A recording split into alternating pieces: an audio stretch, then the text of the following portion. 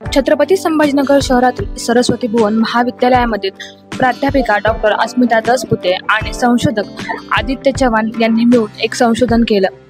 त्यांच्या या संशोधनाला भारत सरकार आणि युनायटेड किंगडमतर्फे पेटंट जाहीर झालेलं आहे। त्यांनी कार्बन उत्सर्जन जे होते झाडांचे त्याची आरोग्य तपासणीसाठी उपकरण बनवलेले आहे।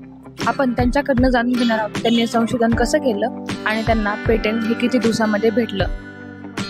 साधारणपणे 3 वर्षापूर्वी माझे PhD research student Aditya Chavan यांचा रिसर्च टॉपिक होता की पैनगंगा वाईल्डलाईफ सँच्युरीवरचं त्यांचं काम होतं। GIS टेक्नॉलॉजी वापरून त्या सँच्युरीचं प्रोटेक्शनसाठी ज्या ज्या टेक्नॉलॉजी वापरायच्या होत्या त्याच्या रिलेटेड काम होतं। हे काम करत असताना आम्ही जेव्हा ह्याचं फॉरेस्ट फायर किंवा न्यूट्रिएंट रिक्वायरमेंट किंवा सॉइलचं ॲनालिसिस या गोष्टींचा जेव्हा अभ्यास करत होतो तेव्हा आम्हाला लक्षात आलं की जर आपण GIS टेक्नॉलॉजी देऊन किंवा तिचा वापर ह्याच्यामध्ये केला तर आपल्याला कमी वेळामध्ये जास्त प्रमाणात आपल्याला ॲनालिसिस करता येईल।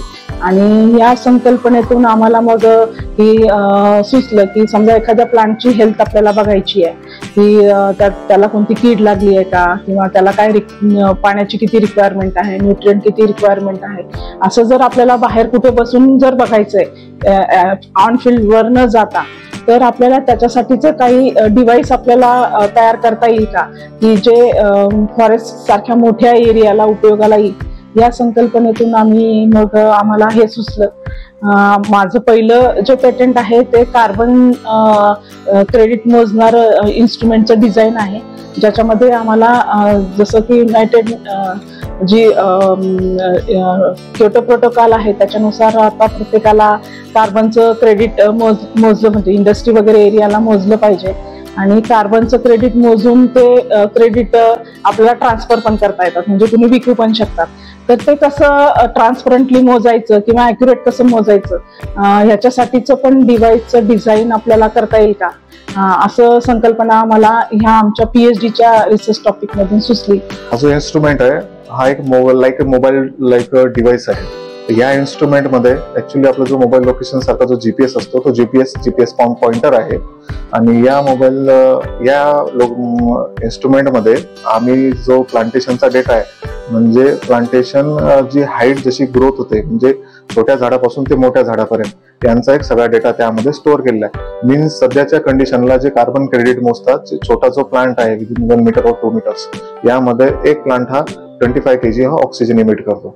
त्याच्यानुसार त्याचे एक मेजरमेंट्स ठेवलेले, त्याचे मेजरमेंट्स त्यानंतर त्या इन्स्ट्रुमेंटमध्ये AI टूल, त्या AI टूलच्या माध्यमातून आपण एक फोटो जर कॅप्चर केली तर त्या फोटो कॅप्चरिंग मध्ये त्या प्लांटची हाईट आणि विड्थ ही ऑटोमॅटिकली कॅल्क्युलेट होते।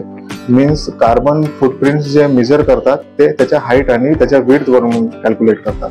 मग आम्ही त्याच्या स्पेसीज वगैरे ह्या जेवढ्या स्पेसीज आहेत त्या त्याच्यामध्ये ऍड करणार, AI टूल ऍड करणार आणि GPSचं लोकेशन देऊन त्या डेटाला आम्ही सायंटिफिक डेटा म्हणून अप्रूव्ह करणार। आणि सेकंड गोष्ट ही झाली सॅटेलाइट इमेजनरी वरून वर्क करणार आणि त्यानंतर आम्ही हा डेटा स्टोअर करण्यासाठी म्हणून किंवा ऍक्च्युअल हा डेटाबेस जर क्रिएट आपल्याला करायचा असेल तर यासाठी आम्ही ड्रोन इमेजेसचा सुद्धा यूज करणार। हा डेटा जो आहे हा डेटा आपल्याला ऑन फील्ड न जाता एकदा आपल्याला ड्रोन इमेजेस आल्यानंतर त्या ड्रोन इमेजेसवर प्रोसेसिंग केल्यानंतर आपल्याला तो डेटा आपल्याला मिळेल, म्हणजे हा डेटा सायंटिफिकली अप्रूव्ह असेल।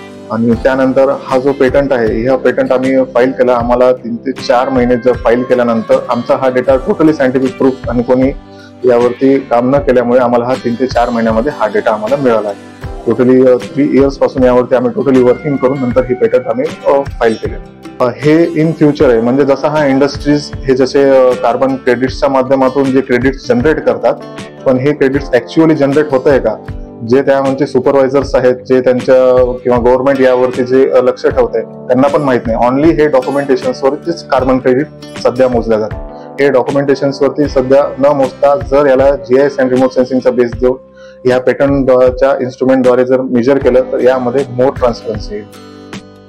त्यांना हे जे पेटंट भेटलेलं आहे त्यामुळे त्यांचं सर्व स्तरावरून कौतुक देखील होत आहे आणि याचा भविष्यामध्ये नक्कीच उपयोग होईल। Apurva Talnikar, news 18 local, Chhatrapati Sambhajinagar.